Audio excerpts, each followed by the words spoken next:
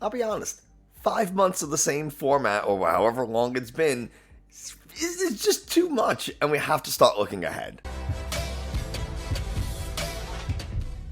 Hey, Nick from 9Card TCG, and today we're going to be looking ahead to post rotation because, well, what? I don't know what he's doing. He's just sitting there staring at me like, oh my god. Alright, focus. Everything is Lugia, Lost Box, or Mew right now, so we're going to kind of look ahead to what some decks might look like in Scarlet and Violet, and we're going to talk about one that's a little bit familiar to people, but we're going to look at 3 different variations of Rapid Strike Urshifu, and I'm super excited, so we'll get into it. But before we do, if you haven't already, do me a favor, like, subscribe, comment. If not, this little guy's going to haunt your dreams. And all that kind of stuff tells YouTube this is a good channel. Other people should watch it. Now, let's go ahead and take a look at these 3 deck lists. And these are not 3 that I made up, by the way. I have a link to where I found them in the video description. But they are doing, or at least had done well at a tournament in Japan. So these are tried and tested decks. Are they going to win a regionals? I don't know. But they did get anywhere between top 8 and above at different tournaments in Japan. Tournaments, this Rapid Strike Urshifu list. You're mostly using Rapid Strike Urshifu. Rapid Strike Urshifu does have 2 attacks. The V-Muffin Gale Thrust for a single fighting energy is pretty good. G-Max Rapid Flow does 120 damage to 2 of your opponent's Pokemon. It's a double fighting colorless, but you have to discard all energies. Now, one of the issues with something like G-Max Rapid Flow is not Mew, the Manaphy with the bench barrier. Manaphy has Wave Veil, I think is the ability, and it protects your Pokemon against bench damage. Also, Terrestrial Pokemon EX, like the Terrestrial Arcanine, the Terrestrial Gyarados, have innate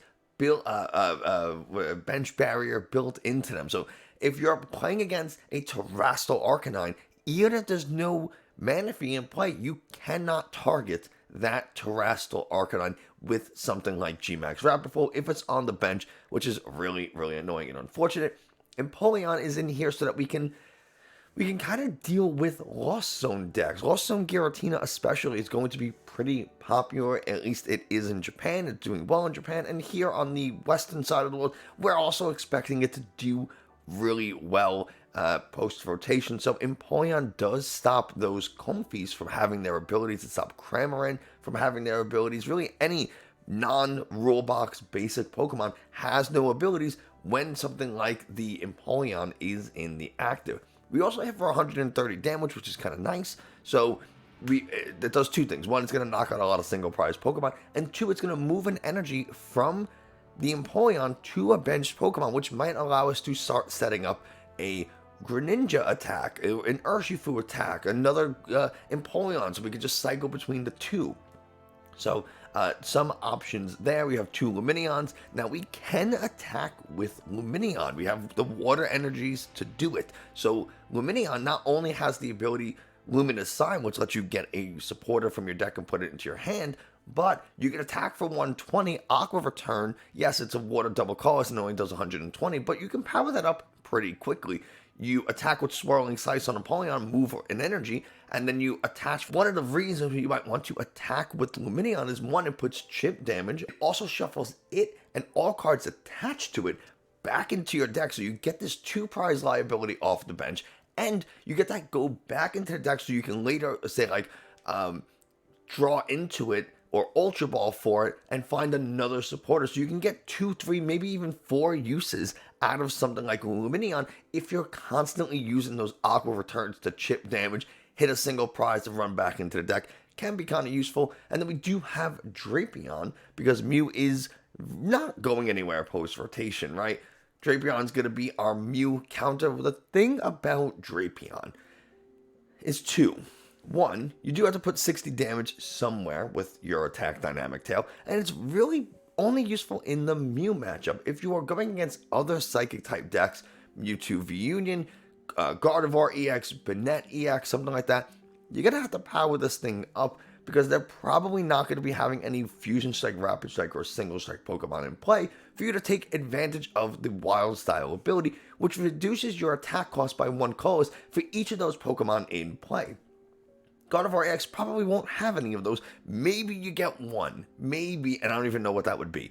So, if you are going against the Gardevoir deck, well, Urshifu is weak to Psychic, and you have to power up this 4 attack, Pokemon in order to take a one-shot. It can be kind of annoying, but it is something. We have the Octillery, a Rapid Strike Search. Lets us search a deck for any Rapid Strike card we want and put it into our hand. It's very, very useful, very important for this deck.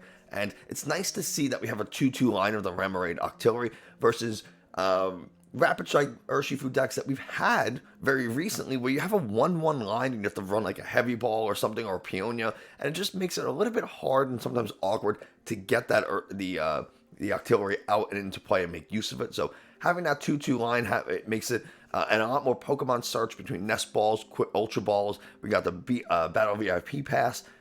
Gonna make it a little easier to set those things up. And then, of course, that Radiant Greninja is really nice for consistency. You're gonna draw some cards, but we get to dump water energies into the discard, draw 2 cards, and then use the water energy we just put into the discard with the Melanie Supporter, which lets us get a water energy from the discard and put it onto one of our Pokemon V in play, and then draw 3 cards. Really, really nice. So we do have 4 Melanies. We want to maximize the odds of us being able to do that.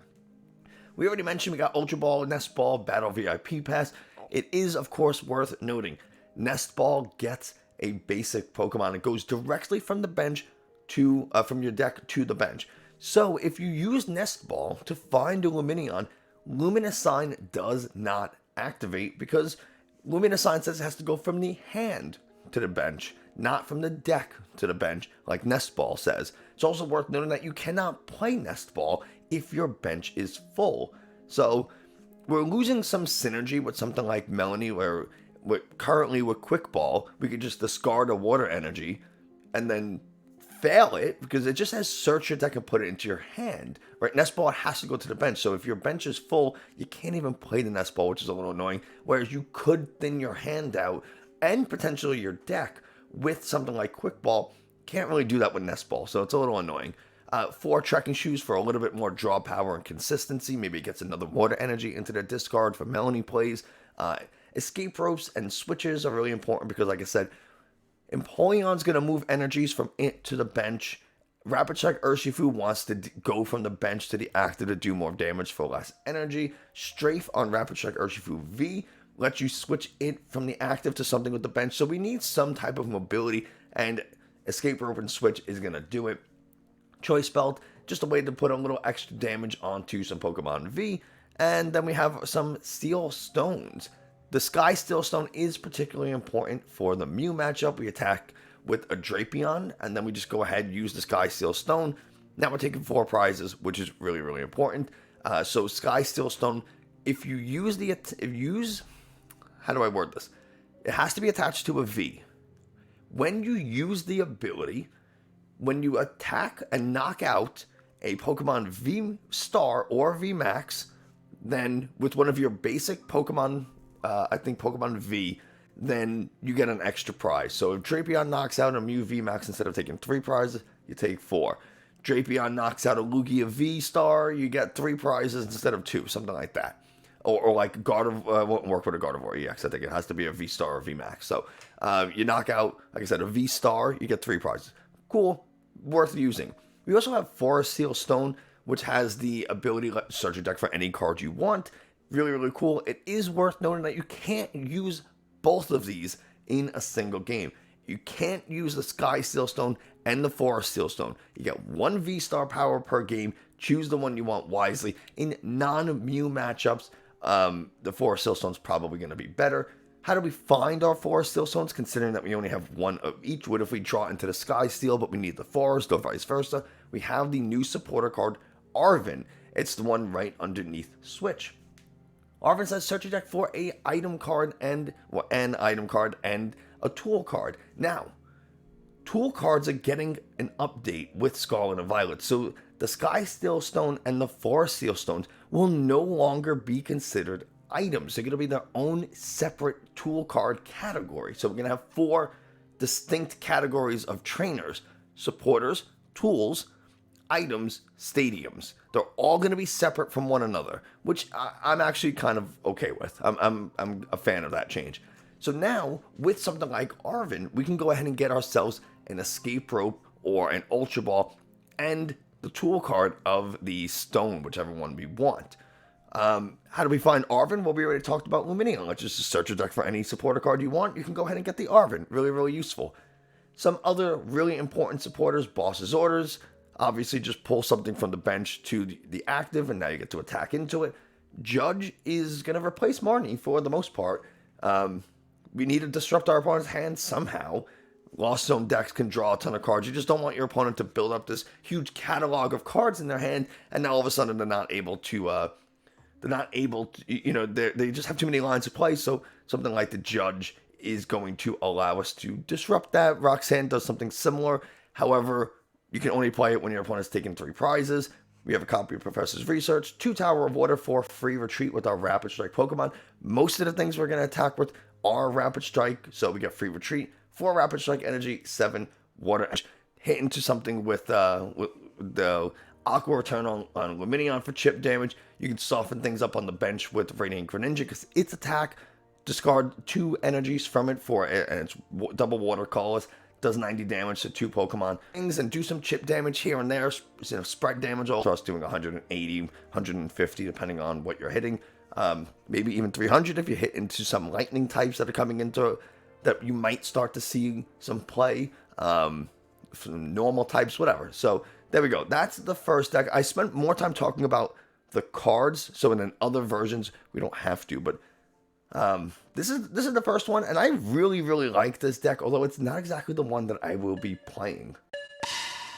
Moving on to the next deck is a combination of things. Rapid Strike Urshifu with the Rapid Strike Inteleon VMAX, which is kind of interesting. So we have the same Rapid Strike Urshifu, Drapion, Luminion, Artillery that we saw in the last deck. We see a lot of similar stuff: Escape Rope, Forest Seal Stone. We got Melanie, Boss, Research, Nest Ball, Ultra Ball, all that kind of stuff, right? A lot of Tower of Waters, Rapid Strike Energy, Water Energies, all things that we've seen. But the difference here is that we can kind of use Rapid Strike Inteleon VMAX to do extra damage.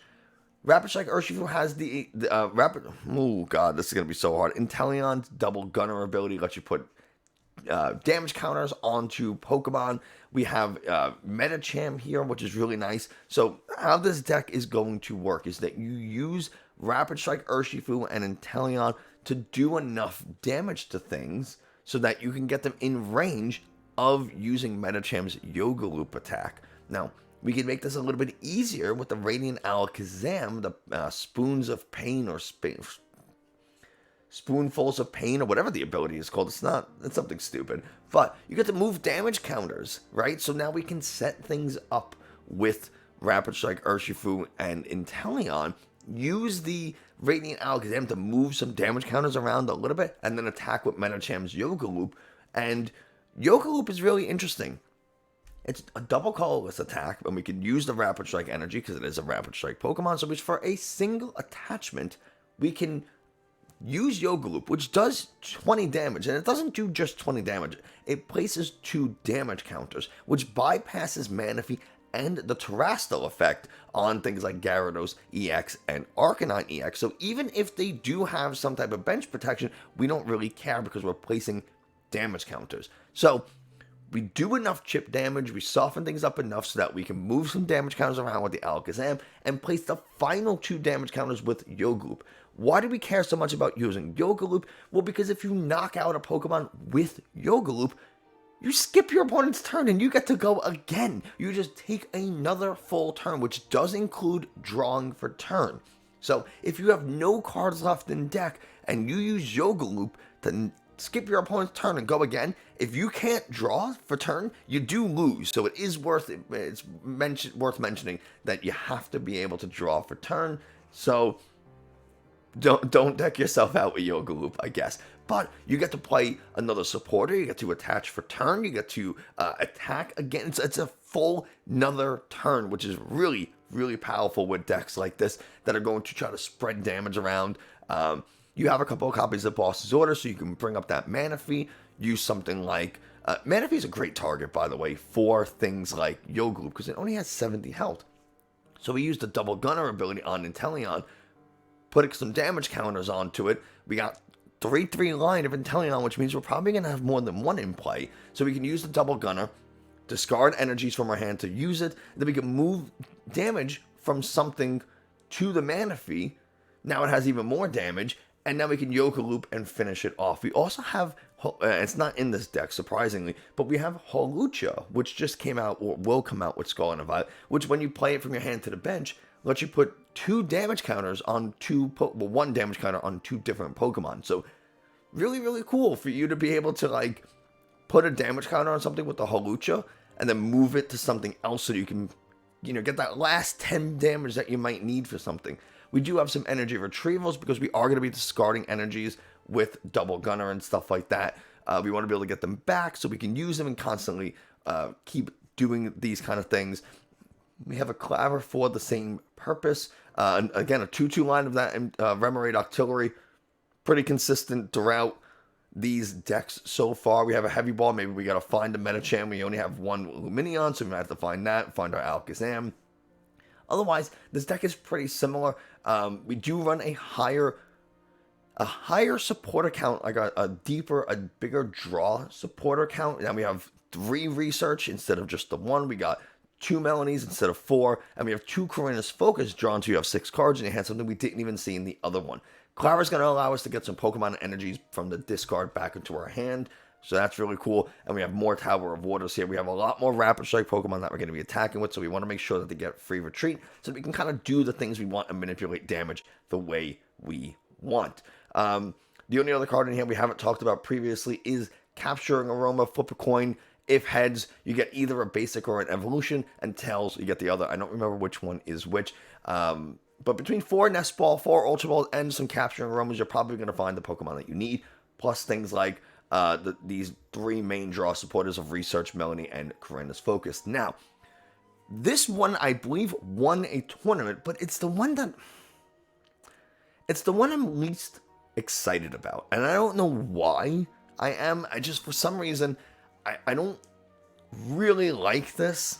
Inteleon does have an attack, the Inteleon VMAX, for a Water and a Colorless, which is, again, very easy to attach for turn. Melanie, attach a Rapid Strike energy, something like that, where you do damage, and then if you return the energy from your Pokemon back to your hand, you do more damage, and it's kind of a nice way to conserve energies, so that if it does get knocked out, they don't go to the discard, and you can use Double Gunner, and then Energy Recycler, pull them back, and then you attach, and then just kind of repeat, like rinse, repeat type of deal. It's just, for some reason, not really a fan of this deck. The one I am very excited, and I have it built right here. It's done. I don't even think there's a single proxy in this deck. I think it is just fully done, and I'm just waiting for Nest Ball. Yeah, there's not a single proxy in this. I'm just waiting for Nest Ball. That's all I'm doing to be legal so that I can play this deck. We are looking at an Arceus Rapid Strike Urshifu deck. It does bother me that the Octillery is splitting the Urshifus, but whatever. We have Arceus V-Star and a few different types of Dark-type Pokemon. Now, we'll start with the Dark-type Pokemon. We already mentioned how Drapion is really most beneficial against Mew because you can't attach Rapid Strike energies to it, and you have to get 4 energies onto it to attack. So against something like a Gardevoir, against something like a Banette, against anything that's not Mew VMAX, the Drapion isn't as helpful as you want, because once you put it into play to try to power it up, your opponent's probably just going to boss KO it. It only has 210 health. It's pretty easy to KO. But with this Arceus version, we got the Galarian Moltres V. It has the Dire Flame Wings ability, which lets you get a dark energy from your discard and attach it directly to it. We can attach for turn, and we also have, we can power that up in 2 turns instead of 3. And if it's later in the game, we have Raihan, which lets us attach an energy from discard onto a Pokemon. Then we use Dire Flame Wings to get another dark energy onto it, and then we attach for turn. We can make all that stuff happen because Raihan lets you search your deck for any cards you want. You can only play it if one of your Pokemon were knocked out during your opponent's last turn, but hey, I mean, most of the stuff in here can be 1, if not very easily 2 shots. So we can make the Raihan play happen, and we could, in theory, power up something like a Galarian Moltres V very, very easily. It hits for 190. Yeah, you do 30 damage to yourself, but you're knocking out any type of dark weak Pokemon in one hit in the process, and it's not weak to fighting. So the only thing you are weak to your dark types, both Hoopa and Moltres, is grass. And aside from maybe Spidops, grass isn't going to see a ton of play, so that's really cool. Again, we have the Remoraid, the Empoleon, the Urshifu. We talked about that. Arceus V-Star is incredible because not only is it a good attacker, but Starbirth is an amazing V-Star power. Lets you search your deck for any 2 cards you want and put them into your hand. And Trinity Nova lets you power up your Pokemon V, which are all our attackers. The only thing we can't power up is the Empoleon. Now, we can start to power it up, get an energy, just like one energy onto it, whether it's like a dark or a fighting energy. We get one energy onto it, and then we do have to attach one of our Rapid Strike energies if we want to attack with the Empoleon. But honestly, just using the Empoleon to kind of stave off attacks or like Lost Zone decks from kind of getting going is really what it's going to be used for here. The nice thing about Hoopa, it is a dark type Pokemon and it's going to do a lot of damage, but its ability to face makes it not only dark type, but also psychic type. So we have a lot of coverage with this deck. We have the water with the Empoleon, we have dark with Moltres and Hoopa, we have fighting with Urshifu, and now we also have Psychic with Hoopa as well. So we can hit a wide variety of weaknesses with this deck, which I really, really love.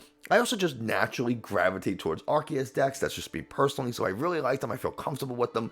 And I feel like I know how to play them pretty well. We have a pretty thick Pokemon search line of 4 Nest Ball, 4 Ultra Ball, a couple of Switch, and an Escape Rope. Again, without Air Balloon, having a higher switch count is going to be kind of important, especially for decks like this where, you know, we kind of rely on using our Arceus early game, so we want to make sure that we can get it into the active and start attacking. We have some energy searches to make sure that we get the right energy for the right Pokemon. We don't need a dark energy onto the Rapid Strike Urshifu because, well, Gale Thrust is going to need a fighting energy. G-Max Rapid Flow needs 2 fighting energies, so we have to be a little bit careful about that. We do only have 3 fighting energies and 5 dark energies. We have more dark than fighting because the Rapid Strike energy counts as both fighting or water, or both. So you can have either double fighting, double water, or a fighting and a water. It's up to you. So, good to know. A lot of research, a couple of bosses, the Karina's Focus again, Roxanne, Judge. We got Double Judge, we got a Raihan, Tower, Path to the Peak. Why do we want Path to the Peak when so many of our Pokemon have abilities? It's just, there's going to come a point or particular matchups where we don't really care about our abilities, right? We use the abilities when we can, and then we throw down Path to try to slow down our opponent. And then when they get rid of the Path, if they bump it, Lost Vacuum, Pumpkaboo, play their own stadium, Tempest Dive, discard it, whatever it is that they do to get rid of the stadium, well, then we have our abilities back and we can make use of them until we get down another path or the game is over. 4 double turbo energies allow us to attack with both the Empoleon and the Arceus pretty quickly. Again, 4 DTE might seem like a lot when we're really making the most use out of it for Arceus, but like I said, our goal is to attack with Arceus very, very early so we can either Trinity Charge or Trinity Nova onto the Pokemon we want to attack with for the game, because we do have such a diverse range of types here: Psychic, Dark, Water, Fighting. We can hit for a lot of different weaknesses. Something you may want to consider for a deck like this is a Hisuian Heavy Ball, because if you do prize your Hoopa and you're going against an opposing fighting deck, or you're going against a deck where you want to hit with dark types, and maybe Moltres isn't going to cut it, Hisuian Heavy Ball might be a good option. But for now, I absolutely love this deck. I haven't had a chance to play it, but in theory, I really, really love it, and I can't wait to actually start playing it. Something I'm going to be trying a lot of, so be on the lookout for that. But yeah, 3 different Rapid Strike Urshifu decks. They all are pretty different from one another. One thing that I do want to mention in this first deck, and this is the deck, this first one here, let me just make it a little bigger. Something that we may want to include in a deck like this is a Cheryl. because if you're relying heavily on G-Max Rapid Flow, Manaphy can really make that kind of annoying, especially if you're not able to ever find a good time to boss KOs like a Manaphy. So if you're relying into decks like this, or even the third one, honestly, even this deck, using something like Cheryl can be really, really useful because we use the Inteleon's attack, return the energy to our hand, we do more damage. Our next turn, they hit into us. Well, we just Cheryl, because there's no energy onto it, get rid of all that damage, and then we go ahead and put the energy on, attack again, return it to the hand, and then if they somehow, they attack again, well, we can either set up the Inteleon or start setting up something else on the bench. So Cheryl just gives you a little bit more survivability in something like after you G-Max Rapid Flow, after you use Inteleon's attack and you return the energy to hand. Really good ways of keeping your Pokemon, your big 3-prize VMAX Pokemon in play, especially if Sky Steel Stone does see an uptick in play. At least, I don't think it will post-rotation, but you never know. I mean, one of our decks has it. That second deck we showed, or the first deck we showed, has Sky Steel Stone, so it is possible. But there you go, 3 different Rapid Strike Urshifu decks. I hope you enjoyed, found this informative. If you did, let me know in the comments below. I want to know which deck you're most excited to play, try out, and just in general, which post-rotation decks are you looking forward to? I want to hear from you. That's going to do it for us today. Thanks so much for watching. I already said all this. Jerry, say goodbye. All right, and I'll see you next time.